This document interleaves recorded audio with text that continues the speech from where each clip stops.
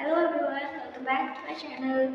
Hope आप सबकी तैयारी बहुत अच्छी चल रही होगी और आप सब लोग मेंटली प्रिपेयर होंगे अपनी 2026 के एग्ज़ाम्स के लिए।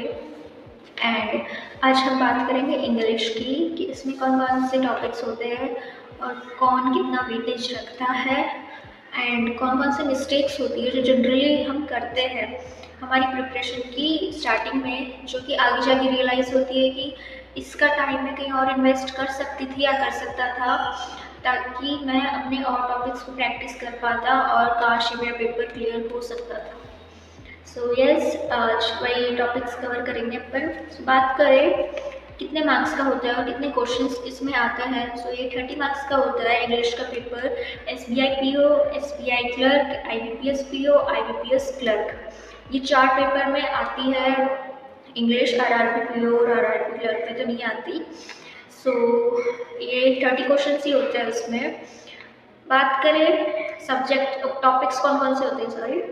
सो RC, reading comprehension, cloze test, para jumble और एरर डिटेक्शन, फिलर्स, वोकैब में क्या है, ये RC में ही दे देते हैं आपको वोकैब। और वोकैब को आपको रटना नहीं है बिल्कुल भी। आपने बहुत बार सुना होगा हर टीचर से कि वोकैब रटी नहीं जाती।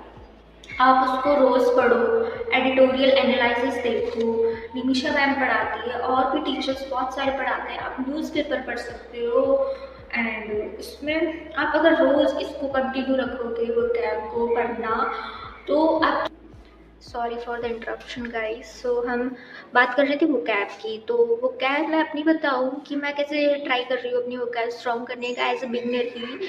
तो मैं रोज़ निमिषा मैम की क्लासेस ले लेती हूँ, एडिटोरियल क्लासेस, एनालिसिस होता है उनका।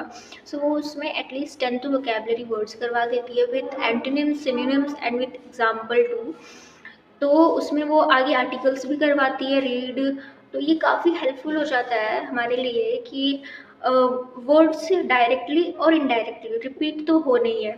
सो अगर मैम ने आज कोई वर्ड मीनिंग बताई तो दूसरे दिन या तो उसका वो सिनोनिम मिल जाएगा या एंटोनिम्स मिल जाएगा, और उसकी वर्ड मीनिंग्स तो मैम बताती है। सो ये बार बार अगर माइंड में रिपीट होगा तो वो बैठ ही जाएगा एक दिन। सो ये सबसे ईज़ी तरीका मुझे लगता है अपनी वोकैब स्ट्रॉन्ग करने का। और दूसरी चीज़ रीडिंग, कि रोज़ आप रीड करोगे, रोज़ आपको वो वर्ड्स दिखेंगे, कहीं ना कहीं तो दिखेंगे ही, तो ऑटोमेटिक आपके माइंड में वो बैठ जाएगा। और बाकी मैं बात करूँ ग्रामर की। सो ग्रामर पे आपको इतना ध्यान नहीं देना है। इंग्लिश में बैंकिंग सिलेबस में ग्रामर इतना नहीं है। ग्रामर आप बेसिक सीख लो, सो आपका काम इतना हो जाए कि आपको नाउन, एडजेक्टिव वगैरह आपको आ जाए कि ये है ये नहीं है। सो गाइस, अगर मैं इंग्लिश के पेपर के लेवल की बात करूँ तो वो सबसे सबसे हाई होता है SBI PO में। उसके बाद IBPS PO, फिर उससे कम SBI क्लर्क, फिर उससे कम IBPS क्लर्क, फिर RRB में तो ये इंग्लिश का पेपर नहीं होता, चाहे वो PO हो या क्लर्क हो। अब बात करते हैं ग्रामर की। ग्रामर, ग्रामर में बैंकिंग एग्ज़ाम में ग्रामर इतना वेटेज नहीं रखता जितना कि लोग इसको इसमें टाइम देते हैं। ग्रामर को टाइम नहीं देना है, इतना एक्सट्रीम टाइम नहीं देना है। अगर आपका ग्रामर ज़्यादा वीक है, एक्सट्रीमली वीक है आपका ग्रामर, तो आप ग्रामर ग्रंथ कोर्स ले सकते हैं निमिषा मैम का। ग्रामर ग्रंथ यस ऑफिसर पे है इसका। Yes officer, okay. तो इसमें मैम ने एकदम बेसिक से tense, noun, verbs, pronoun, prepositions, conditional sentence, verb के भी मॉडल, एडवांस वगैरह टाइप्स होते हैं। सो अगर आपका बिल्कुल ही वीक है तो आप इसको ले सकते हो।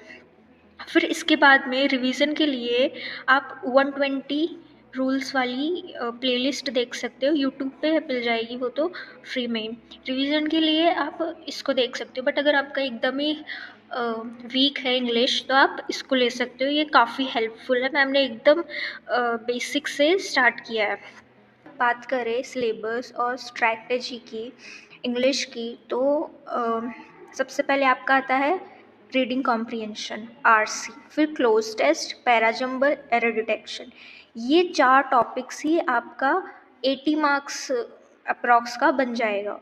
इसका मान लो 7 to 8 क्वेश्चंस आ जाएंगे, तो 7 to 8 मार्क्स का आरसी हो गया। क्लोज टेस्ट आ जाएगा आपका 5 मार्क्स का, या तो क्लोज टेस्ट आएगा या फिलर्स आएंगे। इसमें क्या होता है, आपको एक पैराग्राफ दे देंगे और एक फिलिंग द ब्लैंक्स दे देंगे, उसमें आपको अप्रोप्रिएट वर्ड आपको फिल करना है उस सेंटेंस के हिसाब से। फिर आ गया पैराजंबल। पैराजंबल मैं आपको सजेस्ट करूँगी कि ये सबसे लास्ट में करना, क्योंकि ये काफ़ी थोड़ा बहुत टाइम टेकिंग है मतलब, और ये थोड़ा कॉम्प्लिकेटेड भी हो जाता है हमारे लिए इसको स्टार्टिंग में करना, तो ये काफ़ी टाइम टेकिंग भी हो सकता है। सो मैं आपको सजेस्ट करूँगी इसको लास्ट में करना। फिर आता है एरर डिटेक्शन। इसमें आपको ग्रामर लगता है, इसमें आपको ग्रामर लगता है जो, और इसी में लगता है, बाकी किसी टॉपिक में नहीं लगते, तो ग्रामर इतना वेटेज नहीं रखता आपका। फिर इनमें से ये फिलर्स तो या तो इसमें आ जाएगा, और वो कैब आपकी आरसी में आ जाएगी, 2 मार्क्स की आ जाएगी वो कैब आरसी में, इसी में आ जाएगी, ठीक है। फिर करेक्ट वर्ड यूजेस आ जाएगा। Then sentence improvement, phrase replacement, ये एक एक 2 मार्क्स के आ जाएंगे, या तो ये आ जाएगा या तो ये आ जाएगा, ऐसे आता है इनके टॉपिक्स। तो फिर मैं अगर बात करूँ आपकी मिस्टेक्स की, जो आपको अवॉइड करनी, वैसे तो मैंने बता दिया आपको grammar, don't just keep fixing your grammar, आपको वोकैब। और अब मैं आपको बताऊं कि कौन कौन सी मिस्टेक्स है जो आपको अवॉइड करनी है। सो फर्स्ट हो गया जो मैंने आपको बता दिया, grammar. Don't just keep fixing your grammar.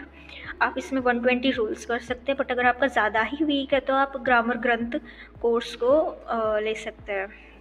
Okay, अगर आपका एकदम ही वीक है इंग्लिश तो। फिर सेकंड आता है वोकैब। ये भी मैंने आपको बता रखा है, don't write every word for the future revision, क्योंकि वो रिवीजन कभी हो ही नहीं पाता है, और वो वर्ड्स कौन सी डायरी में लिखे रह जाते हैं, आप उस डायरी को भी कभी रिमेंबर ही नहीं कर पाते। ये हो रखा है सबके साथ में, इसलिए मैं आपको सजेस्ट कर रही हूँ कि आप अपना टाइम कहीं और यूटिलाइज करें इन सब की बजाय। तो try to read every word and pronounce that word, and try to write from the left hand side so the brain remembers it. सो इसका मतलब ये है कि आप अपने लेफ्ट हैंड से उस वर्ड को लिखने का ट्राई करो, वोकैबलरी का जो वर्ड आपको डिफ़िकल्ट लग रहा है और आपको बार बार भी याद करने से नहीं याद हो रहा है, आप पहले तो रिपीटेडली उसको रोज़ पढ़ने का, रीड करने का, एडिटोरियल्स रीड करने में उसमें आ जाएगा। फिर भी अगर आपको उसमें डिफ़िकल्टी आ रही है तो आप अपनी लेफ़्ट हैंड से पढ़ के, लिख के उसको ट्राई करो, आपका माइंड उसको रिमेंबर करने का ट्राई करेगा।